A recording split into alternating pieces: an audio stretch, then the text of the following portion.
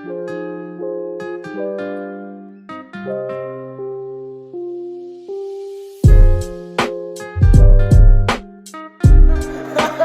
always the end of the beginning. You can think of it almost like a little podcast, like a little 10-minute podcast. Yeah, I get you. All right, cool. So Ricky Alphonse, founder of SensAI, here with EJ. If you could tell us a little bit about yourself, what you do, a little bit about your team and so forth. Sure. I'm the head coach of Invictus MMA.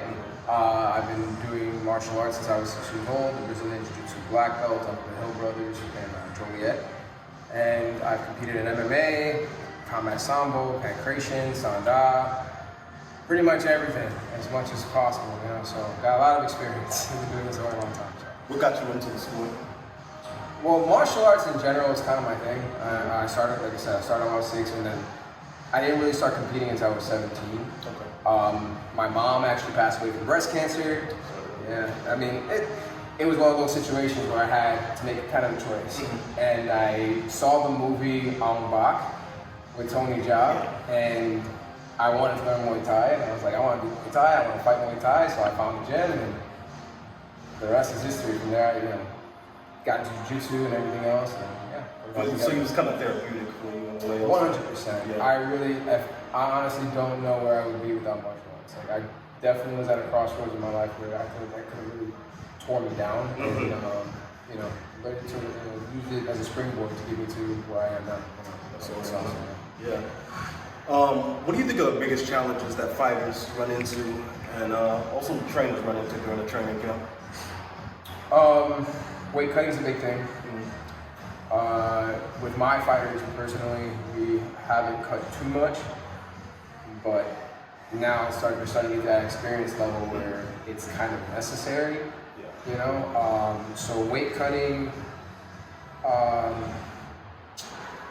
and having the strength gains, like being able to see where they are and progress them properly, and making sure where they're supposed to be, where they're at, and any other, a lot of it goes by feel, honestly. You know, you're holding mitts one day, and then the next day they're hitting a little bit harder, and you feel it. You're like, okay, they're hitting harder, but we don't know any numbers, you know what I mean? So having that kind of information and stuff like that would be super beneficial. I feel like it's more attainable at a pro level. At the amateur level, I'd be really surprised if anybody was doing anything like that right now. Okay. I think you kind of answered my next question, but how do you track performance? Is there any other way besides like the feeling and maybe seeing like the eye test numbers? Yeah, so with the strength and conditioning aspect, it's kind of similar to just force production, heavyweight. If they're going up higher with the weights, obviously they're stronger, that kind of stuff.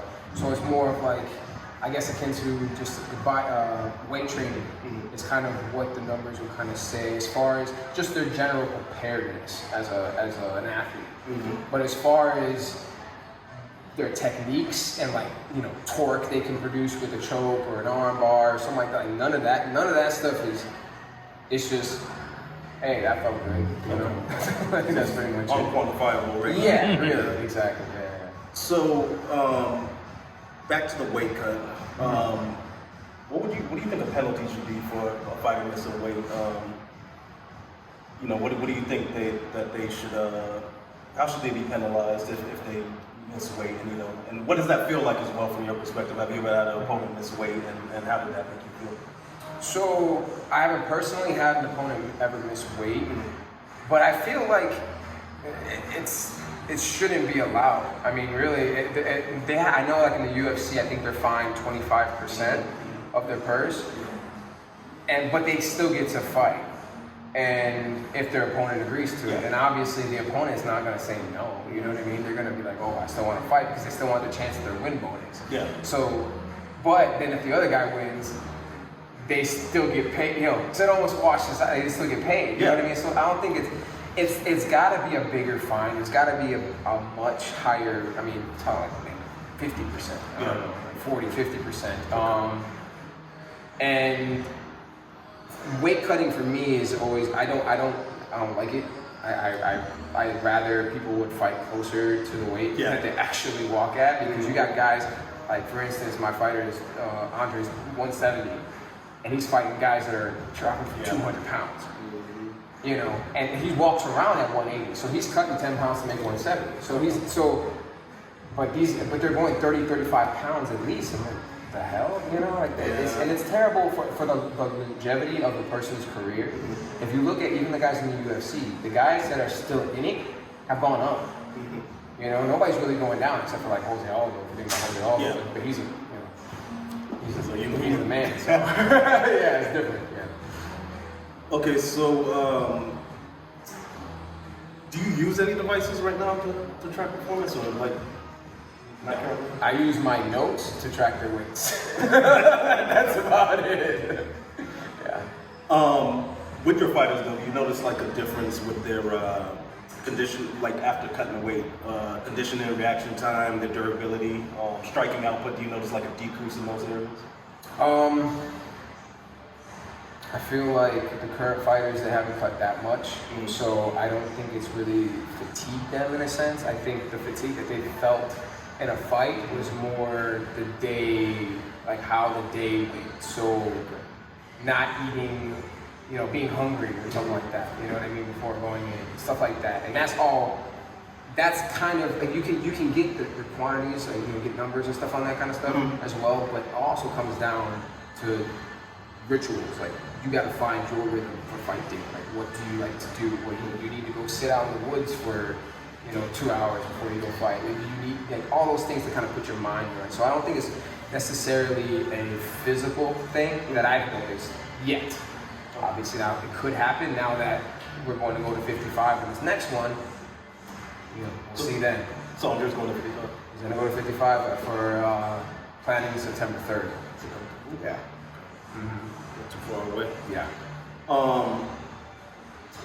Let me see here, skipping around. If you were able to track, you know, metrics and data, what would be some of the things you'd be interested in seeing? What do you think would be helpful for you and your fighters? Definitely the hydration. I think knowing their nutritional value and stuff like that would be, you know, a big deal. Where their heart rate's at, because that's going to give you an accurate. Because everybody says, oh yeah, he has really good cardio. Yeah. Not everybody knows what that actually really means. Yeah. You know, unless you can have those numbers. So, you know, having those numbers to see and then being able to progress it and knowing what things are happening. And the same thing with the force production. So I think that would be. I feel like it's maybe. It may not be 100% necessary, but knowing can really dictate how you train the person. So having that kind of, I feel like it would be a major leg up.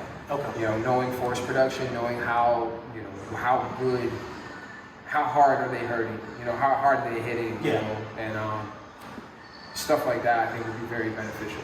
Speed as well, maybe? Speed, yes, yeah, speed, yeah, for sure. 100% speed, like how quick they get to the target, because that's what's going to create the knockout more so than the power itself. Because some people can generate power. You can generate power if you're standing still and you're just throwing the perfect punch and your target's not moving. Yeah. Right? But it's on how fast can I get to the target. That's going to be the difference. You know? So yeah, definitely speed for sure. All right, awesome. Last question. What areas of combat sports do you see like being outdated, like that, you know, ripe for like change? Like, you know, other sports are kind of evolved. What do you see in combat sports as being kind of like outdated? Things that you would like to change? That's a good question. I feel like MMA is starting to get to a point where it's so mainstream and there's a lot going on. They definitely need to work on the judging. The judging is pretty rough, to say the least. Yeah. It's the criteria. Yeah. You know, because they adopted it from boxing as the 10-point must. I mean, and it's being talked about more and more like recently. So I feel like if the more people speak up, they can change it to, you know, something. And they were talking about it even the last show. The last show, they were very much saying, oh yeah, it's damage first, it's damage first, it's damage first. So it's like, okay, cool. Yeah.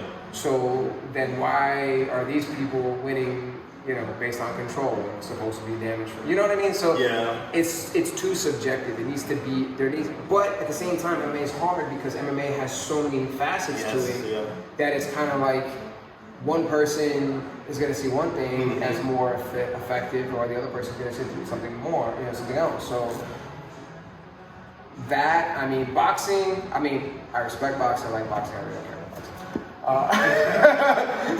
Honestly, it's whatever. They can do whatever they want. MMA is pretty much like the main one that because I feel like with kickboxing, if you ever like Corey and stuff, they seem to have a pretty standard. Glory, you know, they're okay.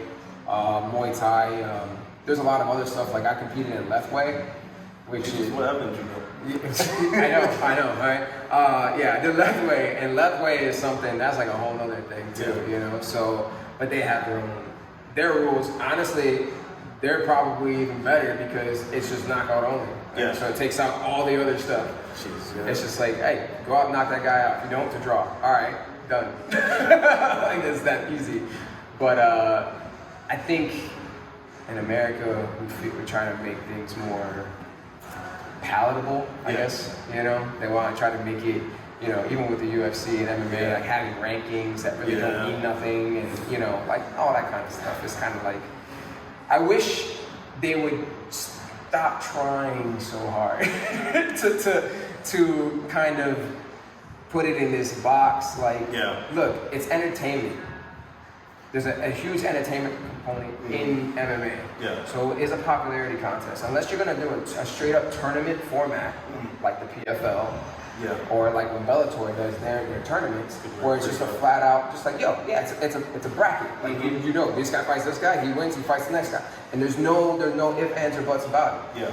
UFC doesn't do that, but they're the most successful. So, you know. Yeah, I appreciate the time, man. I know you just got done training these future champs. Again, EJ, like if you want to plug your social media and, you know, throw out some information. So Invictus MMA _ is my Instagram. You can reach me there. I do personal training, group training. Whether you want to fight, whether you're trying to lose weight, whether you're trying to learn how to beat ass, I got you. Like, that's pretty much it. So, man, I appreciate the time, Ricky Alphonse Sensei. Thank you, EJ, appreciate you, man.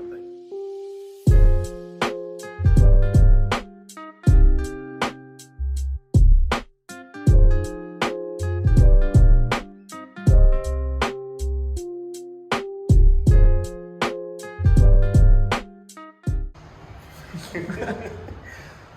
So you too.